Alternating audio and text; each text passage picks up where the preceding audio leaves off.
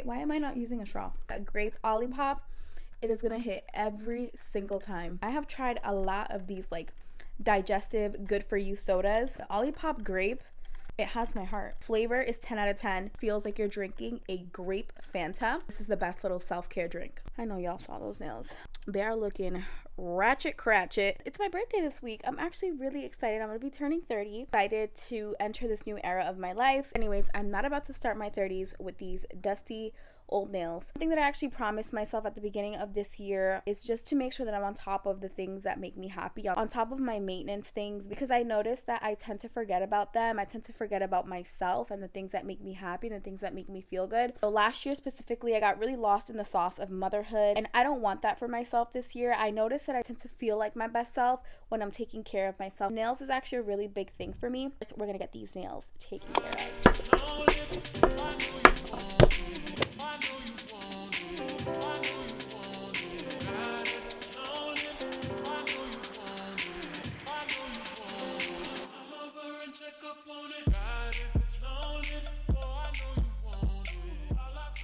Nails are done. They look so good and so clean. I've been loving a short, clean nail lately. So good. So now that my nails are done, and talk to you guys a little bit about self-care and what that all means to me. As you guys know, I am a mom, so I just feel like self-care can look a little bit different because I can't totally be selfish with my time and like dedicate a whole day to self-care, because a lot of times a lot of my day goes to my kids. So for a self-care routine, a lot of times for me that means spreading it out throughout the week and just doing different things for self-care every single day until I finish my whole self-care routine. Those of you who might be able to relate to me and you want to make that a goal for this year, I wanted to share tips that have really helped me be able to kind of get in the mindset and have really helped me kind of solidify a self-care routine for myself. Number one is a mindset tip. Self-care is not selfish. So you prioritizing yourself and you taking care of you does not make you less of a good mom, does not mean that you now put yourself over your kids. Self-care can be done at any moment. For me, that looked like right now doing my nails, and I'm about to do my hair too. I'm taking advantage of the fact that my baby's taking her good nap of the day. It took 30 minutes to do my nails. Now I'm about to take another 30 minutes to an hour to do my hair. Really about leveraging your time and finding pockets of your day where you can sneak in some self-care. At the end of the day, you have to pour into you, because we cannot pour from empty cups, and I feel like moms are notorious for this. It's always pouring into others or into our children, into our families, when we have nothing to give. So make sure you really take care of you so that you have something to pour onto the people that you love. You can take some time and step out of the house to do your self-care. Might be some times that maybe your kids might need you, your partner might need you, or maybe you want to start taking care of laundry, you want to start taking care of the dishes, you want to start cooking. You just get really overwhelmed and overloaded with things that you have to get done for your house. That now takes away from your self-care, and that's no longer self-care. If you can step out of your house and do some self-care, ask for help or a break when you need to. I think that it's something that even I still need to work on, because I tend to be Miss Independent. But I've really been humbled this last year after having 2 kids now, because I realized I really can't do it all myself. I really have to rely on my village. Asking for help is part of self-care, because it's gonna free up some of your time so that you can recharge and so that you can come back better. Remember, self-care can be anything that you want it to be. So don't ever feel pressured or influenced to have this expensive self-care routine where you're spending hundreds and thousands of dollars on getting all these expensive things done. Self-care is quite literally whatever makes you feel like you're taking care of yourself. I hope this inspires you to jot down the things that you really want to start working on to prioritize your self-care for this year.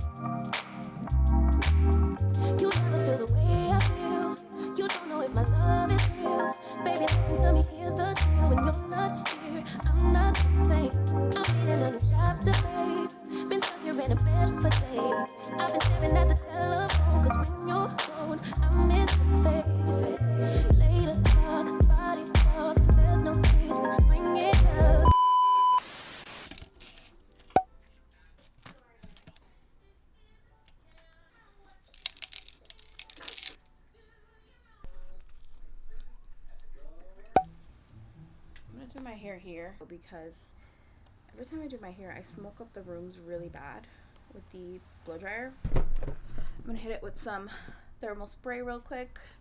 Heat protectant spray. You already know the vibes. Did I run? Oh, one. I have another one. I have this one. Heat protection. All right, we'll do this. Very important for the curly girls. Let's put some music because I'm not about to sit here in silence.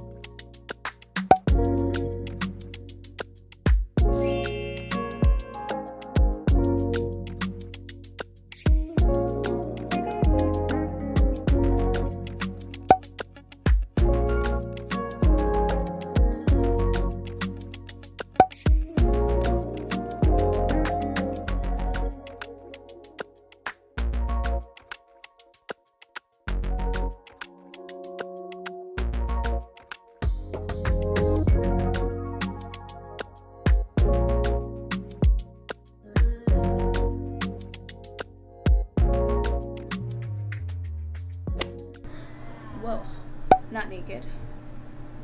In a towel. Thank you so much. Wait, actually, let me put my robe on. Hold, please. These towels like to be coming off out of nowhere, you know what I'm saying? I'm not trying to pop a titty on the internet. Not today. Maybe another day. Just kidding. I went this morning, got a massage. It was glorious. And then I got a pedicure, which was much needed. Came home to that beautiful, lovely surprise that my honey set up for me with some balloons, a beautiful cake, which was delicious. And then I took like a 1 hour nap, which I don't usually do. I don't like naps. I feel like I don't know how to take them. I feel like I always take a really long nap and it kind of ruins my day. Today I'm like, girl, it's your birthday. Take the nap. Not my whole head being cut off the whole entire time I'm talking. Hold on. Stay with me here. Guys, look at these welts on my birthday.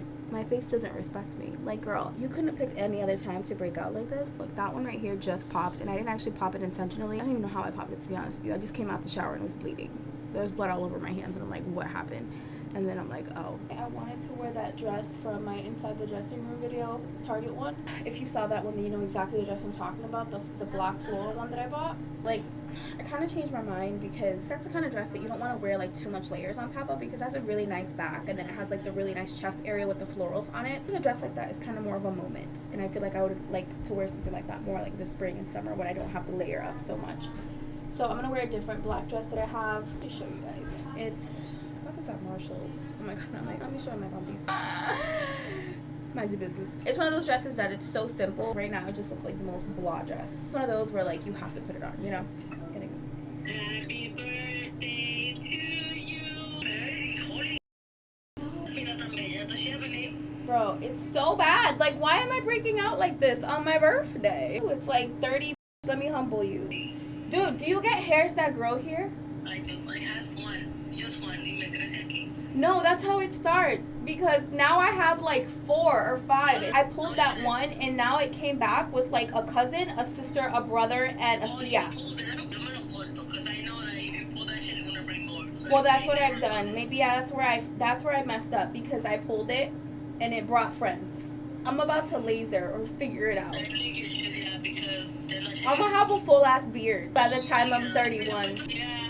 Bro, this is ghetto. Love you too. Thank you. Thank you, babes. Like, I'm 30 now. I'm entering this new era of my life. I'm really excited for my 30s because I feel like my 20s have been time of learning, time of getting to know who I am, what I really like, what I want out of life. And I feel like now coming into my 30s, I'm aware of who I am. I'm very self-aware. I feel like I've learned so much about myself in my 20s. And one of those things that I've learned is I really do operate in this like masculine energy, and I really need to like work on my feminine energy. It's such a hot topic right now, you know, being in your feminine energy. And I just feel like that means so many different things for so many different people. To me, feminine energy is just like being able to operate in a softer space, being able to receive as much as you give, being able to not be on such high guard all the time, because I feel like I'm always like looking over my shoulder for every little thing and second guessing everything and feeling like I don't deserve certain things. It's funny because I am in a relationship, and I've been in a relationship for a very long time. So like, you would think women that are in a relationship, married or whatever, are not operating in their masculine era, but I do, and I have for a really long time. I think it has a lot to do with me, because my man loves taking care of me. He loves to spoil me. He loves to give me the opportunity to put me in my feminine energy, but a lot of times I've always been the type to just like reject it and be like, no, I can take care of it myself. No, I don't want you to do that for me. I can do it for myself. Like, I'm an independent woman. I realize that I like to be a giver. I like to do so much for so many people in my life that a lot of times it makes me feel like I don't deserve to receive. Like, I just have to give and do. Sometimes I don't know how to receive.